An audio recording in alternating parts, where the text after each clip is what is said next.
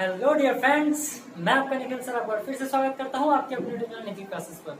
दोस्तों, ये वीडियो बनाने में थोड़ा टाइम लग गया मुझे, क्योंकि बीच में थोड़े कुछ काम थे मुझे, जिसमें मुझे टाइम नहीं मिला वीडियो बनाने का। लेकिन हाँ, आपसे यकीन मानिए, कंटिन्यूअसली आपके वीडियोस मिलते रहेंगे। तो दोस्तों, जैसा कि आपको पता है कि मैं आपका सोशल साइंस पढ़ा रहा हूँ क्लास 10th का। और दोस्तों, एक चीज आप जान जाइए कि सिर्फ क्लास 10th का ही नहीं, बल्कि आप चाहे जो भी एग्जाम का प्रिपरेशन करो, चाहे जिस भी कॉम्पिटेटिव एग्जाम्स का प्रिपरेशन कर रहे हो, ये वीडियो आपके लिए बहुत ही ज्यादा इंपॉर्टेंट होने वाला है। जी हाँ दोस्तों, क्यों इंपॉर्टेंट होने वाला है अभी आपको समझ में नहीं आएगा, आप ये वीडियो पूरा देखें तो समझ में आएगा। फ्रेंड्स, हो सकता है कि आप अभी नए नए हो, जो कि हमारे चैनल पे पहला ही वीडियो देख रहे हो। तो देखिए, मैं आपसे ये नहीं कहूंगा कि आप सब्सक्राइब कीजिए। हाँ, मैं इतना जरूर कहूंगा, आप हमारे वीडियो को देखिए। अगर आपको पसंद आए, लगे कि यार मुझे तो कुछ नया सीखने को मिला है, या फिर इस चैप्टर के बारे में अगर आपको लगे कि अरे मेरा नजरिया पूरा बदल गया है, तो आप सब्सक्राइब करें, ठीक। और कमेंट सेक्शन में आपको कॉम्प्लीमेंट्स जरूर देना हमें। अगर आपको लगता है कि नहीं यार, जितना बोलने से उतना नहीं हो पाया है, देन प्लीज इसको भी आप कमेंट सेक्शन में कमेंट करके बताएं, ताकि हम कुछ और सुधार कर सके आपके लिए, है ना।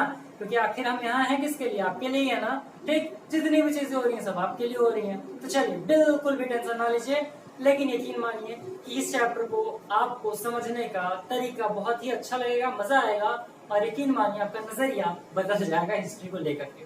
तो चलिए, हिस्ट्री में जैसा कि आपको पता है, मैंने फर्स्ट चैप्टर को खत्म कर दिया था, 2-3 पार्ट मैंने लिया था। तो आज सिर्फ एक वीडियो लेक्चर, कितना?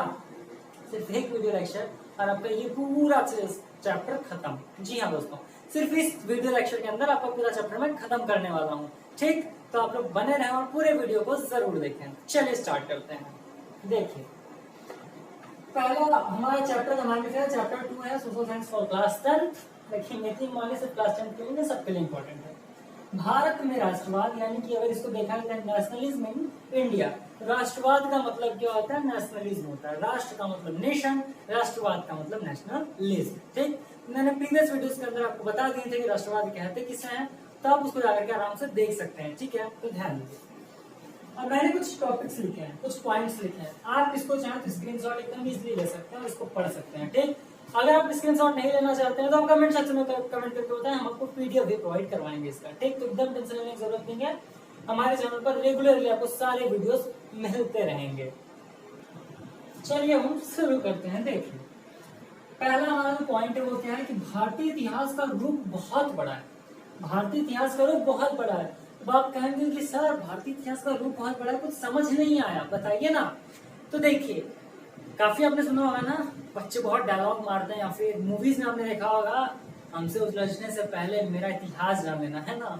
तो उनका इतिहास का मतलब क्या रहता है कि वो क्या कर रहे हैं, उनके पिताजी क्या कर रहे हैं, या फिर उनके दादाजी क्या थे, क्या किए हैं, या फिर उनके दादाजी के दादाजी ने क्या किया, तो क्या कहलाता है? इतिहास कहलाता है।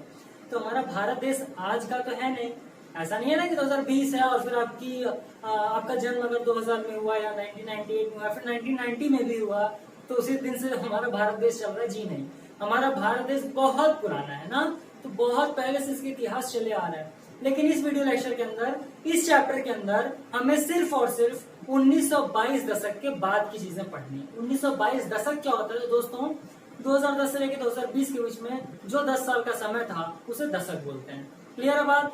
शताब्दी किसे कहते हैं, सदी किसे कहते हैं? तो 100 साल के डिफरेंस, वैसे 1900 और 2000, इसके बीच के समय को क्या करेंगे हम लोग? कहेंगे कि शताब्दी। क्लियर है बात? तो हम लोग किसकी बात करें? दशक की बात करें, ठीक। तो भारतीय इतिहास का रूप बहुत बड़ा है, यानी कि भारत में बहुत सारी ऐसी ऐतिहासिक घटनाएं हैं जिसको कि आपको पढ़ना था, या फिर आपने पढ़ करके अभी तक यहाँ पर पहुंचे हैं। चलिए, सेकेंड है, इस अध्याय में हम 1922 के दशक से आगे, कब से आगे? 1922 के दशक से आगे भारत में स्वतंत्रता आंदोलन के समय, भारत में स्वतंत्रता आंदोलन। अब स्वतंत्रता आंदोलन का क्या मतलब है? देखिए, स्वतंत्रता आंदोलन का मतलब होता है रिवॉल्यूशन फॉर इंडिपेंडेंस ना। हम किसी भी चीज से अपनी आजादी के लिए क्या करते हैं? लड़ाई करते हैं कि नहीं यार, ये मेरा अधिकार है तो ये मुझे मिलना चाहिए, ठीक। तो वही होता है हमारा क्या? स्वतंत्रता आंदोलन के समय कब, क्या और कैसे हुआ, इसका अध्ययन करेंगे। फिर से समझे आप कि इस अध्याय में हम 1922 के दशक से, यानी कि भारत में राष्ट्रवाद जो है, इस अध्याय में हम 1922 के दशक से आगे भारत में स्वतंत्रता आंदोलन के समय कब, क्या और कैसे हुआ, इसका क्या करेंगे? अध्ययन करेंगे। जी हाँ दोस्तों, उम्मीद कर रहा हूं आपको समझ में आया होगा। चलिए आगे बढ़ते हैं, नेक्स्ट पॉइंट देखते हैं क्या है। प्रथम विश्व युद्ध की शुरुआत 1914 ईस्वी में हुआ। जी हाँ दोस्तों, ये देखिए इंपॉर्टेंट क्वेश्चन हो जाता है। ये क्वेश्चन क्या होता है, इंपॉर्टेंट हो जाता है। आप बोलेंगे सर ये इंपॉर्टेंट क्यों है? तो दोस्तों देखिए, क्वेश्चन बार बार पूछे जाते हैं कि सर आप एक बात बताइए, फिर आप ये बताइए कि प्रथम विश्व युद्ध कब हुआ था, कब शुरू हुआ था, प्रथम विश्व युद्ध कब से कब के बीच में हुआ था। तो 1900 कब स्टार्ट हुआ था? ये 1914 ईस्वी में स्टार्ट हुआ था प्रथम विश्व युद्ध। अब आप कहेंगे सर विश्व युद्ध क्या होता है, गृह युद्ध क्या होता है? तो ध्यान दीजिए, आपके परिवार में मान लीजिए कि आपस में आप दो भाई बहन आपस में झगड़ा कर रहे हैं ना, तो उसे हम क्या कह सकते हैं? गृह युद्ध कह सकते हैं। अब आप भाई बहन झगड़ा कर रहे हो, बगल से 3-4 बंदे और आ गए, वो भी लगे आप लोग से झगड़ा कर रहे हैं, तो क्या कहला जाएगा? तो कहला ना भाई न घर के न बाहर के, आप क्यों आकर के हमसे फालतू में उलझ रहे हैं? तो वो होता है विश्व युद्ध। यानी कि जब हमारे इंडिया में आपसी मतभेद होता है तो गृह युद्ध या फिर जो लड़ाई होता है उसे गृह युद्ध बोलते हैं। विश्व युद्ध ये होता है कि जब एक या एक से ज्यादा देश मिल करके आपस में लड़ाई करें, उसे क्या कहते हैं? विश्व युद्ध कहते हैं। जैसे कि अगर आज किसी भी कंट्री का आपस में क्या होता है? युद्ध होता है, भारत का साथ अमेरिका ने दिया, उस कंट्री का साथ किसी और कंट्री ने दिया, तो क्या हो जाएगा? फिर ये विश्व युद्ध कहलाता है। ठीक है, क्लियर है बात? चलिए अब हम आगे बढ़ते हैं। फिर देखिए 1914 जब हुआ था तो घटनाएं हुई क्या? इस समय पे फसल काफी बर्बाद हो गए थे लोगों को। ठीक, फसल बर्बाद हो गया। और तो और जब ये सारी चीजें, अभी मैं आगे ये सारी चीजें बताऊंगा, लेकिन आप अभी समझ लें, फसलें बर्बाद हो गई। उस समय पे प्लेग एक बीमारी चला हुआ था, बहुत ही जबरदस्त बीमारी था वो, काफी लोग उससे मरे भी, परेशान भी थे। ठीक, तो उस टाइम पे क्या किया गया, जब गवर्नमेंट लगा, उस टाइम किसका शासन था? जाहिर सी बात अंग्रेजों का था। तो उन लोगों को लगा कि अरे यार अब तो हम लोग कुछ अर्निंग कर नहीं पा रहे, तो हम लोग करें क्या? तो उन्होंने क्या किया पता है? उन्होंने गांव से और शहर से सारे लड़कों को इकट्ठा किया और इकट्ठा करके सबको सिपाही की भर्ती दे दिया। यानी कि जाओ भैया आप लोग युद्ध करो, आप लोग जो करना है करो। ठीक है, जबरदस्ती कर दिया उन लोगों को ला करके कि भाई आप लोग भी क्या करो, अब सिपाही बन जाओ और जा करके आप युद्ध करो या फिर खुद संभालो। तो लोगों के मन में आंदोलन तो था ही, करे यार ये बंदा मेरे साथ क्या कर रहा है। फिर उसके बाद हुआ क्या? हाँ, कि वो लोग टैक्सेस लगाने लगे। क्या करने लगे? बहुत ज्यादा टैक्सेस बढ़ा दी हर एक चीज पे। यानी कि जो चीज हमें 18 रुपए में मिलना वो 22-25 रुपए में मिले। मैं एग्जांपल दे रहा हूँ। ठीक, टैक्सेस लगे तो सब एकदम परेशान हुए कि अरे यार अब क्या होगा, अब तो हम लोग काफी परेशान है, अपनी कोई हेल्प भी नहीं कर रहा है। उस समय पे हमारे देश में एक बहुत ही महान नेता, जिन्होंने आप नोटों पर एकदम आराम से पहचान सकते हैं, वो थे हमारे महात्मा गांधी जी। तो देखें 1915 में महात्मा गांधी दक्षिण अफ्रीका से भारत वापस लौटे।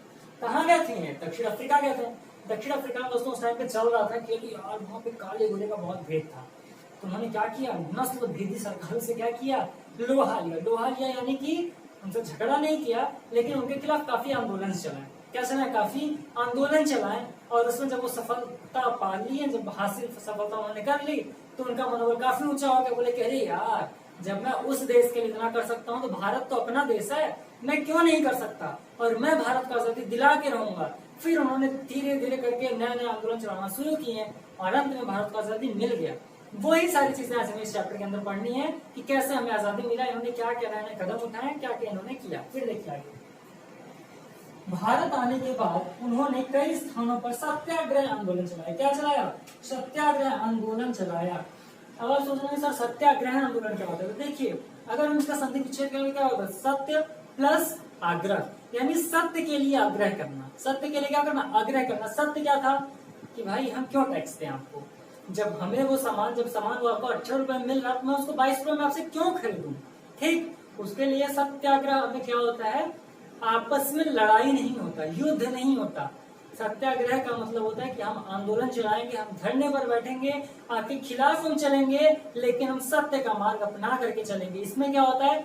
हमें हिंसा नहीं करना है, किसी को मारना नहीं, किसी को पीटना नहीं है, किसी से झगड़ा नहीं करना है, सिर्फ और सिर्फ अपने हक के लिए क्या करना है? अपना विचार रखना है और इस तरीके से आंदोलन करना है कि सामने वाली सरकार को हमारी बातों को मानना पड़े, हमारी मांगों को पूरा करना पड़े। इसे कहता है सत्याग्रह। सत्याग्रह का मतलब था सत्य के लिए आग्रह करना, क्योंकि उस टाइम पे क्या था? सरकार तो उनकी थी, अंग्रेजों की थी, तो आग्रह उन्हीं के सामने करना था।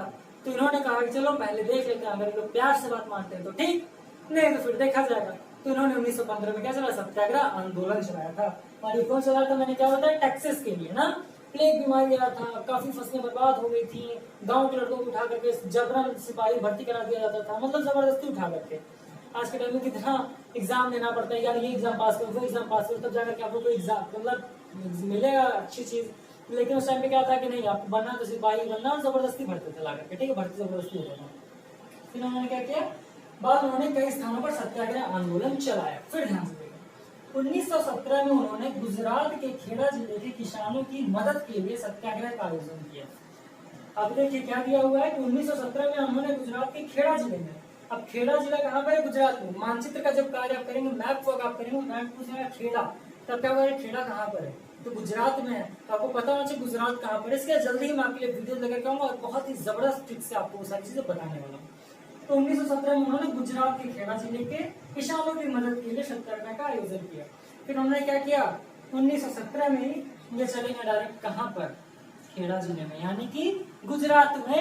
और उन्होंने जाकर के सत्याग्रह के लिए आंदोलन करना शुरू किया। किसके लिए किया, किसानों के लिए किया। क्यों किया, बस वही रीजन, टैक्सेस की वजह से। फिर 1918 में, 1917 तो खत्म हुआ, फिर 1918 में गांधी जी सूती कपड़ा कारखानों के मजदूरों के बीच सत्याग्रह आंदोलन चलाने अहमदाबाद जा पहुंचे। फिर उन्होंने क्या बोला कि यार जब उनको सफलता मिलते गया, जब उनको इन सारी चीजों में सफलता, अब आप भी कोई काम कीजिए, अगर आप सक्सेसफुल होते जाते हो तो आपको मन करता है कि अरे यार मैंने ये काम किया, मैं सफल हो गया, तो मैं ये काम भी करूंगा तो जरूर सफलता हासिल करूंगा। वही चीज इन लोग के मन में भी था कि अरे यार मुझे जब ये करने सफलता मिल गया तो मैं भी करूंगा ताकि मुझे भी सफलता क्या हो जाए, मिल जाए। ठीक, तो इन्होंने क्या किया, जब सफलता इनको मिलता गया फिर ये कहाँ चले गए, सीधे चले गए अहमदाबाद। और वहां पर 1998 में गांधी जी ने सूती कपड़ा कारखानों के मजदूरों के बीच सत्याग्रह आंदोलन चलाने के लिए वहां पर पहुंच गए और उन्होंने सत्याग्रह आंदोलन चलाया और वहां पर सफलता भी हासिल कर ली। अब बहुत ही इंपॉर्टेंट टॉपिक जो कि आपके एग्जाम में हमेशा पूछता है, बार बार पूछता है। देखिए दोस्तों, किसी चीज को आप रटने की कोशिश मत कीजिए। काफी टीचर्स बोलते हैं, यूट्यूब पर आपको काफी टीचर्स ऐसे मिल जाएंगे, बोलेंगे बेटा तुम बस इसको रट लो। रटना किसी चीज को नहीं है बंधुओं, आप लोग सिर्फ समझो। जी हाँ दोस्तों, आप लोग सिर्फ समझो। अगर आप लोग समझते हो तो आप काफी अच्छे से कर लो। मैं ऑफलाइन क्लासेस लेता हूँ तो मुझसे काफी बच्चे बोलते हैं कि सर मुझे हिस्ट्री समझ में नहीं आता, ऐसा लगता है कि यार सिर्फ रटना पड़ेगा। मैं एग्जाम के सिर्फ 1 या 2 दिन पहले उसको पढ़ती हूँ या फिर पढ़ता हूँ या फिर मैं 1 महीना पहले उसको पढ़ता हूँ। तो देखिए दोस्तों, उस टाइम भी मैं उनसे भी यही कहता हूँ बात, अगर स्टूडेंट्स देख रहे होंगे मेरे वीडियो को तो उन्हें अच्छे तरीके से पता होगा कि उस टाइम मैंने क्या बोला था। उस टाइम भी मैंने बोला था किसी चीज का अपना अपना नजरिया होता है, आपको समझना है, ठीक है, तो आप सिर्फ समझ करके चलिए। अब चलिए इसको हम इरेज करके आगे बढ़ते हैं और बहुत ही इंपॉर्टेंट चीज जो कि आपके एग्जाम में पूछा जाता है बार बार, उसको बताते हैं। चलिए दोस्तों, जैसा आप देख पा रहे हैं रॉलेट एक्ट, क्या है ये रॉलेट एक्ट, वाह मैंने बहुत नाम सुना है। चलिए सर रॉलेट एक्ट के बारे में चलो पढ़ते हैं बड़े मजे से। तो रॉलेट एक्ट होता क्या दोस्तों, सिंपल शब्दों में बताऊं ना, सिंपल शब्दों में, बहुत ज्यादा दिमाग फिरा के नहीं, तो इसी को हम बोलते हैं काला कानून। क्या बोलते हैं इसको, काला कानून कहा जाता है। अब आप कह रहे हो कि सर ये क्या बोल रहा है, काला कानून कैसे। तो दोस्तों देखिए रॉलेट एक्ट, इसके सामने मैंने कुछ लिखा नहीं है। क्यों नहीं लिखा है, क्योंकि इसका पूरा इतिहास भूगोल सब मैं आपको बताने वाला हूँ, ठीक है। तो देखिए रॉलेट एक्ट था क्या कि अभी सारी जब टैक्सेस हुआ और फिर हमारे महात्मा गांधी जी ने इतने सारे आंदोलन किए हैं, सत्याग्रह आंदोलन किया, तो कुछ लोगों से हजम नहीं हुआ ना, अंग्रेजों से क्या हुआ, हजम नहीं हुआ, तो उन्होंने रॉलेट एक्ट लगा दिया। उससे क्या हुआ कि जितने भी आंदोलनकारी थे, यानी जितनी भी बोलते हैं ना नए टाइप के युवा नेता निकलते हैं, उनको पकड़ पकड़ करके सीधे जेल में डाल देना। क्या करना, जेल में डाल देना, बिना किसी चीज के, यानी कि बिना किसी सबूत, बिना किसी गवाह, बिना किसी चीज के इस एक्ट के तहत डायरेक्ट आपको क्या कर देना, जेल के अंदर भिजवा देना है और 3 से 4 साल के लिए आप जेल के अंदर करते रहिए। ठीक, तो जब पता चला लोगों को तो लोगों के मन में काफी आक्रोश हुआ कि अरे तेरी ऐसा कैसे, मतलब अगर हम किसी के खिलाफ आंदोलन कर रहे हैं, किसी के खिलाफ आवाज उठा रहे हैं, तो आप ऐसे कैसे हमें आप अंदर कर सकते हो भाई। तो लोगों में बहुत ज्यादा भाई अब हुआ कि गुस्सा हुआ। अब आपके किसी फ्रेंड को कोई मार दे, वो भी बिना वजह मार दे, हालांकि वजह पे मार दे, फिर भी दोस्त लोग निकल यार तेरी देखते हैं कौन है ना, तो बिना वजह अगर कोई मार दे तो आपका दिमाग खराब हो गया कि मेरे दोस्त को कैसे मार दिया, है ना। ठीक, लड़कियों में भी ऐसा होता होगा ठीक है, तो होता है मन में सबके। तो यही रॉलेट एक्ट था कि अरे यार ऐसा कैसे हो, तो लोगों ने बहुत ज्यादा आंदोलन करना तब शुरू किया, हिंसा करना शुरू किया। आइए देखते हैं उसके बाद हुआ क्या।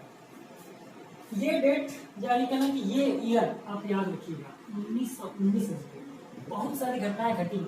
जैसे यही वो सन था जब क्या हमारा प्रथम विश्व युद्ध खत्म हुआ, हमारा नहीं था किसी का। तो प्रथम विश्व युद्ध क्या हुआ, समाप्त हुआ था 13 अप्रैल 1919 में जलियांवाला बाग हत्याकांड।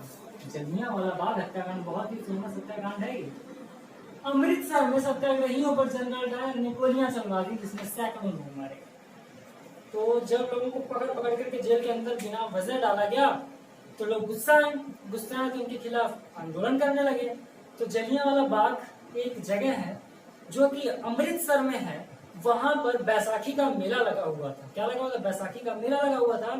तो क्या हुआ, उस मेले में सब लोग गए एकदम आराम से। कुछ लोग मेला देखने के लिए गए थे, घूमने के लिए गए थे, बच्चों को घुमाने के लिए ले गए थे। तो कुछ आंदोलनकारी भी वहां पर पहुंचे थे ताकि समूह में बैठ करके हम लोग कुछ बात करते हैं। उसी टाइम पर जनरल डायर ने जब कमान संभाला था तो उन्होंने क्या किया पता है? मार्शल लॉ लगा दिया था। क्या लगा दिया था? Martial law. अब आप कहेंगे कि सर ये क्या है? तो मार्शल लॉ जो है दोस्तों, ये था ये कि इस लॉ के तहत अगर समुदाय में 4 से 5 लोग खड़े होकर के बात कर रहे हैं तो उनको सीधे मारने का हुक्म था। ऐसा मार्शल लॉ लगा दिया गया था। उस टाइम पर किसी को पता ही नहीं था यार, क्योंकि अंदर ही अंदर उन्होंने निकाल दिया अपना भाई अंग्रेज, खोपड़ी उनका पता नहीं कहाँ से सब पाए हुए थे। तो उन्होंने मार्शल लॉ लगा दिया, किसी को भी ना बताया चलता है। फिर क्या हुआ? मार्शल लॉ लगा दिया तो जब जलियांवाला बाग 13 अप्रैल 1919, बहुत सारी घटनाएं हुई 1919 में, सब बताऊंगा आपको। तो जब वो लोग वहां पर पहुंचे तो पता है क्या हुआ? सिर्फ एक दरवाजा था वहां पर, उस पूरे बाग के अंदर जाने का, बगीचे के अंदर मात्र एक दरवाजा था। वो भी क्या किया? जनरल डायर ने बंद करवा दिया। और बंद करवा दिया, अब भाई वहां पर कोई बैसाखी का मेला देखने के लिए गया तो हाथ में हथियार तो लेकर के जाएगा नहीं। फिर उन्होंने क्या किया? चारों तरफ से अपने सिपाहियों से कहलवा करके सबके ऊपर गोलियां चलवा दी, एक लाइन से गोलियां चलवा दी। फिर हुआ क्या? हुआ ये, काफी लोग मर गए, काफी लोग मर गए। जब ऐसा हुआ तो लोगों को एकदम बर्दाश्त नहीं हुआ। फिर जैसे जैसे लोगों को पता चला वहां कि अमृतसर कहाँ पर है, नॉर्थ इंडिया में, जैसे लोगों को पता चला सब लोग अपना जनसमूह बना करके निकले। पुलिस वालों को मार रहे हैं, अंग्रेजों को मार रहे हैं, मतलब जो मिलता था मारते जा रहे थे। इसके बाद फिर यह आंदोलन ग्रामीण से इलाकों में भी हुआ, शहरी इलाकों में भी हुआ। शहरी इलाकों में लोगों ने क्या किया? छात्र जितने थे स्कूल जाना छोड़ दिए, कॉलेज बंद, वकील लोग केस लड़ने से मना कर दिए, तो कोर्ट बंद, डॉक्टर लोग इलाज करने से बंद करे, तो हॉस्पिटल बंद, मतलब ये सारी चीजें हुई। और जब ऐसा हो गया, जनरल डायर से बर्दाश्त हुआ नहीं, उन्होंने फिर क्या किया? आइए आगे देखते हैं। तो अमृतसर में सत्याग्रह पर जनरल डायर ने गोलियां चलाई जिसमें सैकड़ों लोग मारे। सैकड़ों का मतलब होता है भाई बहुत सारे लोग मारे ना। फिर सत्याग्रहियों को जमीन पर नाक रगड़ने के लिए, ऐसा कब हुआ? जब लोग इनका बहुत ज्यादा रूप से विरोध करने लगे, मतलब लूटपाट लगे कि गाड़ियां फूटने लगे, लोगों को मारने पीटने लगे, अंग्रेजों को, सिपाहियों को ऐसे पीटने लगे। जब ऐसा हुआ तो लोगों ने क्या किया? उसके बाद फिर सत्याग्रहियों को जमीन पर नाक रगड़ने के लिए सड़क पर घिसट कर चलने और सारे साहिबों को, यानी जितने भी सिपाही थे, जितने भी सब कुछ थे, उनको सलाम करने के लिए मजबूर किया गया। सलाम करने के लिए क्या किया गया? मजबूर किया गया। यानी कि उस टाइम पे भी तानाशाह चल रहा था, यानी कि आप हमारे साथ गलत कीजिए, हम उसके जब आवाज उठा रहे हैं तब हमें भी मारिए। ये कहाँ का न्याय है भाई? यही सारी चीजें हो गई थी जिससे कि हम हिंदू इतने परेशान हो गए थे कि अंत में हम लोगों को उन लोग को भगाना ही पड़ा। ठीक, भागे कैसे वो सारी कहानी आपको इस वीडियो लेक्चर के अंदर मिल जाएगी, अभी आप देखते रहें। ठीक, तो फिर हुआ क्या? जब ऐसा सब कुछ किया गया तो फिर जब ये बात महात्मा गांधी जी को पता चला तो उन्होंने क्या किया? जो आंदोलन था उसको उन्होंने वापस ले लिया, है ना। क्या किया? आंदोलन अपना वापस ले लिया। कौन सा आंदोलन? सत्याग्रह का आंदोलन। इन्होंने बोला कि यार अब तो ये बहुत ज्यादा हो रहा है, उन्होंने ये आंदोलन वापस ले लिया। फिर आगे बढ़ा, इंसाफ लाते थे, गांधी जी ने आंदोलन को वापस ले लिया। ठीक, फिर क्या हुआ? 1920 ईस्वी में कांग्रेस के नागपुर अधिवेशन, 1920 ईस्वी में कांग्रेस के नागपुर अधिवेशन में एक समझौता हुआ। नागपुर में एक अधिवेशन हुआ, उसमें समझौता हुआ और असहयोग आंदोलन के कार्यक्रम की स्वीकृति पर मुहर लगा दी। फिर असहयोग का आंदोलन हुआ। असहयोग किसे कहते हैं? जाहिर सी बात आप समझ सकते हैं। असहयोग का मतलब होता है किसी की हेल्प न करना, यानी कि आप देश में तो हो, ठीक, आप घर में हो, आपके माता पिता जो कहते हैं आप करते हो उसको, ठीक, उनकी बातों को मानते भी हो। असहयोग का मतलब क्या होता है? तो असहयोग का मतलब वो होता है कि आपके माता पिता ने कुछ बोला, आपने बोला नहीं मैं एकदम खिलाफ हूँ इसके, मैं मानूंगा ही नहीं। अरे बंधु ऐसा मत करना, मैं एक एग्जाम्पल दे रहा हूँ, ठीक, ताकि आप समझ पाओ। तो ऐसा क्या हो? फिर असहयोग आंदोलन लोगों ने चलाया। जब सत्याग्रह आंदोलन खत्म हुआ तो असहयोग आंदोलन चलाया। इसका मतलब क्या हुआ कि जितनी भी डिसीजंस या फिर जितने भी कानून अंग्रेज सरकार ले करके आती थी, इसको इन्होंने क्या कर दिया? अस्वीकार करना शुरू कर दिया, उसको एक्सेप्ट ही नहीं करते थे। उसी को हम लोग बोलते हैं क्या? उसी को हम लोग बोलते हैं असहयोग आंदोलन की, चलिए एक आंदोलन चलाते हैं मिलजुल करके, जिसमें कि हम क्या सरकार का सहयोग करेंगे नहीं, और जब लोग सरकार का सहयोग करेंगे ही नहीं तो उनको क्या नहीं मिलेगा, बढ़ावा मिलेगा नहीं। अब देखिए हुआ क्या, ये जब आंदोलन शुरू हुआ तो ये हुआ कि अब हम लोग स्वदेशी अपनाएंगे, क्या अपनाएंगे, स्वदेशी अपनाएंगे, अपने देश में जो बन रहा है वो अपनाएंगे। तो ये कुछ दिन तो चला, लेकिन चलने के बाद फिर बंद हो गया, जिससे अंग्रेज सरकार फिर उदय हुआ उनका। तो हुआ क्या था, गांधी जी ने बोला था कि हम लोग जितनी भी स्वदेशी चीजें हैं उन्हें अपनाएंगे, लेकिन अब आप एक बात बताओ, खादी का जो कपड़ा होता है उस टाइम पे जो इम्पोर्टेड कपड़े होते थे उससे बहुत ही ज्यादा महंगा होता था। लोगों ने किया क्या, जब ये असहयोग आंदोलन आया तो लोगों ने क्या किया कि जितने भी कपड़े थे, मतलब विदेशों से आए हुए कपड़े थे, बाहरी कपड़े थे, उनको इन लोगों ने जलाना शुरू कर दिया। जलाया मतलब फेंका नहीं, बाहरी चीजों को फेंकना शुरू किया। ठीक, जब ये सारी चीजें हुई तो अंत में जाते जाते काफी लोग गरीब भी होते गए, क्योंकि जब कोई काम करेगा नहीं तो भाई गरीब तो हो जाएंगे। जब वकील कोर्ट जाना ही बंद कर दिया तो पैसा कहाँ से मिलेगा, टीचर स्कूल जाना ही छोड़ दिया तो पैसा कहाँ से मिलेगा, स्टूडेंट स्कूल जाना बंद कर दिया तो ज्ञान कहाँ से मिलेगा, शिक्षा कहाँ से मिलेगा, कुछ नहीं मिल रहा था। तो लोगों ने क्या किया, जाना शुरू कर दिया। तो ठीक, ये वहीं पर खत्म हो गया। फिर 1922 ईस्वी में, कब, 1922 ईस्वी में गोरखपुर के चौरी चौरा नामक स्थान, चौरी चौरा क्या है, चौरी चौरा हत्याकांड, तो चौरी चौरा कांड ये कहाँ पर है, तो ये आपका है कहाँ पर, गोरखपुर में ना। तो 1922 ईस्वी में गोरखपुर के चौरी चौरा नामक स्थान पर आंदोलनकारियों पर पुलिस ने हिंसक कार्रवाई करनी शुरू कर दी।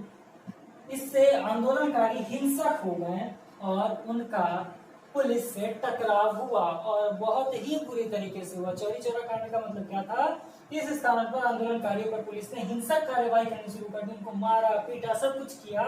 इससे आंदोलनकारी हिंसक हो गए और उनका पुलिस से टकराव हुआ। जब आपसे कोई कितना भी मजबूत क्यों ना हो, अब आपको रोज मार रहा है, रोज मार रहा है, रोज मार रहा है, तो एक दिन आप जो कह रहे हैं यार जब रोज मारता है, चलो ठीक है मैं मार तो खाता ही हूँ, नहीं मारता तो भी मार खाता हूँ, मार के देख लेता हूँ यार, तो आप भी मारोगे उसको जोर से एकदम ना, तो क्या होगा, मार ज्यादा खा लूंगी, यही होगा ना। लेकिन बर्दाश्त की अपनी एक सीमा होती है। ठीक, तो फिर गांधी जी ने ये खबर सुनते ही असहयोग आंदोलन को भी वापस ले लिया। यानी कि देखिए, दो आंदोलन गांधी जी ने चला, उसको भी क्या कर लिया, वापस ले लिया। अभी आगे बढ़िए, बहुत मजा आने वाला है। तो चलिए अब इसको इरेज करके आगे बढ़ते हैं और जितनी भी इंपॉर्टेंट जानकारी है उसको आपको बताते हैं, इस चैप्टर को खत्म करते हैं। तो चलिए दोस्तों आगे बढ़ते हैं और बहुत ही अच्छी चीज जान लेते हैं। 1928 ईस्वी में साइमन कमीशन भारत आया। अब आप सोच रहे हो कि सर साइमन कमीशन क्या होता है, तो जॉन साइमन थे जिन्होंने भारत में आकर के एक गठित किया था आयोग, जो कि था साइमन कमीशन नाम से। ठीक, अब देखिए साइमन कमीशन की जरूरत क्यों पड़ी, भारत को क्यों आया। लॉर्ड इरविन को महात्मा गांधी जी ने पत्र लिखा था, लॉर्ड इरविन को महात्मा गांधी ने क्या लिखा था, पत्र लिखा था। उसमें उन्होंने 11 मांगों का उल्लेख किया था कि आप मेरे 11 मांग को पूरा कीजिए, तब हम आपके साथ हैं, नहीं तो अदरवाइज हम सविनय अवज्ञा आंदोलन शुरू करेंगे।